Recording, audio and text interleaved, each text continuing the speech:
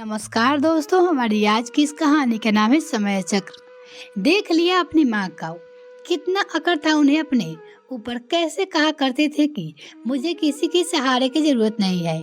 आज क्या हुआ, पड़ गई सहारे की जरूरत। क्यों जा बैठी वो मेरे बेटे के घर में। रत्ना पति से गुस्से में बोले जा रही थी। बस कर रत्ना, मेरी जिंदगी का सबसे गलत फैसला था जब मैं तुम्हारे बातों में आ गया था। सच कहूँ, माँ से ज्यादा जरूरत एक दिन तुम्हें किसी सहारत की पड़ेगी, और अगर मैं जिंदा रहा तो जरूर साथ दूंगा, पर नहीं रहने पर कौन तुम्हें सहारा देगा, नहीं कह सकता। ब्रजेश जी हारे हुए से बोले, रहने दीजिए जी, आपसे पहले मैं चल जाऊंगी। रत्ना जी ने कहा। ब्रजेश जी बिना कुछ कहे उठे और बाहर बरामदे में जा बैठे। अपनी लाचारी पे वो फपक फपक रो पड़े। क्या हुआ बेटा, क्यों रो रहे हो? माँ सुनैना जी की आवाज कानों में पड़ते ही वो चारों तरफ माँ को खोजने लगे। माँ, मुझे कभी माफ मत करना, मैं सबसे नालायक बेटा हूँ तुम्हारा। कभी सोचा भी नहीं था कि माँ और पत्नी के बीच ऐसा पूछूंगी कि तुम इस घर के बिना कुछ कहे मुझे खुशी से रहने का आशीर्वाद देकर निकल जाओगी। ब्रजेश जो मन ही मन ये सब कह दुखी होकर उधर बैठे रहे। उधर रत्ना जी अपने बेटे को फोन करने में लगती रही। हेलो निहाल, दादी को अपने घर क्यों लेकर आ गए? देखना बहू की भी दादी से खटपट होने लगेगी और तुम दोनों परेशान रहने लगोगे। जाओ, उन्हें वापस उनके पुराने घर में छोड़कर आ जाओ। रत्ना जी बेटे से बोली। बस करो माँ, पता नहीं कहाँ कहाँ से क्या क्या मन में बिठा रखी हुई हो। पापा को भी सालों से दुखी करके रखी हो। तुम्हें क्या लगता है वो तुम्हारे साथ बहुत खुश है? नहीं माँ, दादी के साथ तुमने सही नहीं किया। किसी की मजबूरी का फायदा उठाकर तुम्हें लग रहा होगा कि तुम्हें खुशी मिल गई, पर तुम्हारी वो खुशी अकेले की है। ना पापा खुश है ना मैं। सोचो कभी कल को ऐसा कुछ तुम्हारे साथ हुआ तो तुम्हें किसका सहारा चाहिए होगा। निहाल कहकर फोन रख दिया। उधर ब्रजेश जी को ना जाने क्या रह रहकर रत्ना जी पे इतना गुस्सा आता, उतना ही बेटे पे प्यार और खुद को खींच। कितना खुश थी सुनैना जी जब रत्ना को बहू बनाकर लाई थी, पर बहू रत्ना को सास ससुर का साथ नहीं पा रहा था, जो ब्रजेश जी से अलग चलकर रहने को बोलती रही। हार कर ब्रजेश जी ने उनकी माँ से कहा, बेटा हर दिन कलेश से अच्छा है कि तुम दोनों शांति से कहीं रहो। हम यहाँ अपने घर में रहेंगे, तुम लोग आते जाते रहना। भारी मन से ब्रजेश जी के माता पिता को छोड़कर जाने को तैयार हुए थे। माँ ने भी साथ ही ये भी कहा कि बेटा हमें किसी के सहारे की जरूरत नहीं है, बस बेटा बहू सम्मान करे, यही चाहिए। शायद दूर रहकर वो सम्मान बना रहे। बहू को तेरे साथ और सहारे की जरूरत है तो तू वो निभा। समय गुजरने लगा था। इधर निहाल का जन्म हुआ और उसकी परवरिश में रत्ना देवी ने तारों नजर ना लगे थे। रत्ना देवी की माँ कुछ समय आकर संभाल गई, पर आखिर कोई कब तक अपना घर बाहर छोड़कर आपकी खिदमत कर सकता है, वो भी अब उसकी जो अपने हाथ पैर चलाना चाहे। रत्ना देवी जी हार कर एक दिन ब्रजेश से बोली, सासू माँ को कहिए ना आकर निहाल को देखभाल कर दे, मुझसे अकेले नहीं संभाला जा रहा है। ब्रजेश जी ने सुनैना से यूं ही बातों बातों निहाल को लेकर बातचीत की तो सुनैना जी अब हर दिन ब्रजेश जी के घर आकर बच्चे की तेल मालिश करती, उसे दुलार करती और उसके साथ खेल कर चली जाती। जो जो निहाल बड़ा होने लगा उसका सुनैना जी से लगाव भी ज्यादा होने लगा था। वो दादा दादी के पास ज्यादा वक्त गुजारता करता। ये सब रत्ना जी को सहन नहीं हो रहा था, पर जानती थी निहाल अब बड़ा हो रहा है, उनका कुछ कहना शायद निहाल को अच्छा ना लगे और उन्हें कुछ ही उल्टा सीधा ना समझने लगे। ये देखते उन्होंने उसे शहर से बाहर पढ़ाई करने हॉस्टल में डाल दिया, पर निहाल का लगाव दादा दादी से ज्यों त्यों बना रहा। निहाल हॉस्टल में ही था जब अचानक दादाजी की मृत्यु की खबर सुनी। वो घर आया और दादी को जबरदस्ती अपने साथ ब्रजेश जी के घर ले आया। रत्ना जी भी जो खुली छुट्टी लिए घूमती रहती थी, सुनैना जी का आना उसे जरा भी सुहाना नहीं सुहाता। न ठीक से खाने को देती न बात करती। ब्रजेश जी माँ का हालत देख रो जाते, उसके हाथ पकड़कर घंटे बैठे रहते। पति के चले जाने का गम वही समझ सकता है जिससे अपना सहारा खो दिया हो। सुनैना जी को बेटा सहारा देना चाहता था, पर रत्ना जी किचकिच से वो अब घर पे कम ही रहता। सुबह का निकला रात को आता, खाना खाता सो जाता। एक दिन रत्ना जी गुस्से में बोली, जब से माँ यहाँ आई है तुमने उनकी परवाह से पत्नी की परवाह करना भूल गए हो। वो यहाँ नहीं थी तो कम से कम तुझे मुझसे बात तो किया करते थे। उनके आने से हमारे बीच की दूरियां आ गई है। इससे अच्छा तो वो अकेली रहती, मेरी जिंदगी को तबाह ना होती। ब्रजेश जी ने पहली बार रत्ना जी को चांटा मारा। तुम्हारा दिमाग तो ठिकाने पे है। ये वही माँ है जिसने अपने इकलौते बेटे को बस खुद से दूर तुम्हारे लिए कर दिया, और आज बाबूजी नहीं है उनके पास। अपना कहने से तो मैं एक ही तुम ही हो। बताओ ऐसे में कहाँ जाएगी। सुनैना जी कमरे से सब सुन रही थी।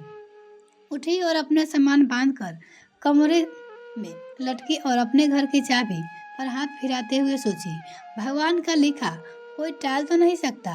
असमय साथ छोड़कर समय घर तुम पर मेरे लिए सहारे की एक छत छोड़ गए। अब से तब तक जिंदगी वही उधर रही रहूंगी। ब्रजेश माँ को आते देख पैर पकड़ लिए। माँ अकेले कहाँ रहोगी, तुम्हें कहीं नहीं जाने दूंगा। जाना होगा तो रत्ना जाएगी, इसको दिक्कत है ना। बेटा बहू तेरे भरोसे आई हो और उसकी जिम्मेदारी तेरी है। मैं तुम्हें जन्म दिया है तो हमारी जिम्मेदारी है। हमने पूरी कोशिश की अपनी जिम्मेदारी निभाने की, पर बहू को हमारा साथ अच्छा नहीं लगता और इस वजह से तुम दोनों हर दिन झगड़े हो। यूँ मुझे बर्दाश्त नहीं होता। तू घर आ सकता है पर मैं तेरे घर आकर कलह नहीं करवा सकती। कहते हुए सुनैना जी निकल गई। अकेला इंसान अंदर ही अंदर घोटता रहा। सुनैना जी बीमार रहने लगी थी।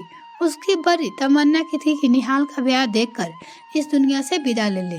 अभी कुछ महीने पहले निहाल का ब्याह हुआ था तो वो अपनी माँ से कम ही बात किया करता था। शादी के बाद पास ही शहर में नौकरी करने लगा और घर ले लिया और पत्नी नीति और साथ में रहने लगा।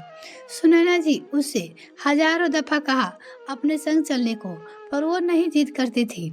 अब वो मेरी अर्थी उठेगी। निहाल अभी एक दिन पहले दादी से मिलने उसके घर गया तो उसकी हालत देख दहल गया। जिन हाथों में वो पल बड़ा हुआ वो हड्डियां का ढांचा मात्र रह गया थे। वो दादी पर गुस्सा करते हुए बोला, अब आपकी एक नहीं सुनने वाला। बहुत जिद्दी है नोन आप। मैं भी आपका पोता हूँ। देखो खुद को और बस कार में दादी को लेकर चला गया था। और नीति खुद भी नौकरी करती थी, पर निहाल के मुंह से दादी की इतनी बातें सुन चुकी थी और निहाल के दादी के लिए प्यार देख उसने सुनैना जी से सहर्ष स्वीकार कर लिया। नीति भी सोचकर सुनैना के पुतोह। और यही बात जब रत्ना जी को पता चली तो वो बेटे से नाराज होकर बैठ गई थी और विजय जी लाचार से माँ और पत्नी के बीच में फंसकर रह गए थे। 2 दिन बाद अचानक निहाल का सुबह फोन आया, पापा जल्दी से यहाँ आ जाइए। वो अपने पापा से कहते हैं। ब्रजेश बिना देरी किए निहाल के पास यानी अपने बेटे के पास पहुँच गए। पापा दादी। ब्रजेश जी को समझते देर ना लगी। माँ अब सब छोड़कर चली गई है। वो भागकर माँ के पास गए। सच में माँ को सहारे नहीं चाहिए थे, इसलिए वो चली गई। ब्रजेश जी ने देखा माँ की मुट्ठी में कोई कागज मुड़ा हुआ तुरा पड़ा है। निहाल पढ़ा तो फपक के रो पड़ा। बेटा मैं जानती हूँ तुम हमेशा मेरी फिक्र में रहो। मैं अपनी कसम देकर तुम्हें रोक रखा था बहू के लिए। कभी माँ की ज्यादा परवाह मत करना। बेटा एक औरत अपना सब कुछ पति के लिए छोड़कर आती है। उसका स्वभाव हम पहले से तो जानते नहीं होते। मैंने बहुत कोशिश की कि रत्ना बहू को दिल से अपनाकर उसके दिल में अपने लिए जगह बना पाऊँ, पर मैं सफल ना हो सकी। तेरे बाबूजी के जाने के बाद जिंदगी जीने का मन ही नहीं करता था। हर रात ये चिट्ठी मुट्ठी में लेकर सोती थी, जाने कब मेरा आखिरी दिन हो। तुम बहू से नाराज मत हो रहा, अच्छा नहीं लगता। हो सके तो उसे माफ कर देना।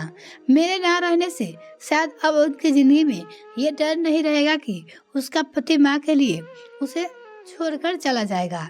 मेरी विदाई खुशी से करना। मैं तो तेरे पापा के पास कब से जाने को तड़प रही थी। अब आकर भगवान ने मेरी सुनी है। ब्रजेश जी माँ को सीने पे सिर रख कर बिलख पड़े। निहाल पापा और दादी को देख अलग रो रहा था। बेटा दादी को उसके अपने घर चल उसकी विदाई वहीं से करेंगे जहाँ ये जाना चाहते थे। ब्रजेश जी उठते हुए बोले। सुनैना जी चले जाने से ब्रजेश जी निहाल नीति को दुखी थे। इस बार जिसके आंसू नहीं रुके थे वो रत्ना जी थी, क्योंकि निहाल ने वो खत देते हुए कह दिया था, माँ अब तुम चैन से रहना, दादी जो चल गई है और उसके साथ तुमने शायद अपना पति और बेटा भी खो दिया है। काश वक्त रहते समझ जाती तो दादी यूं हमें छोड़कर कभी ही दुखी होकर नहीं जाती। रत्ना जी को अपना व्यवहार चलचित्र की तरह सामने नजर आ रहा था।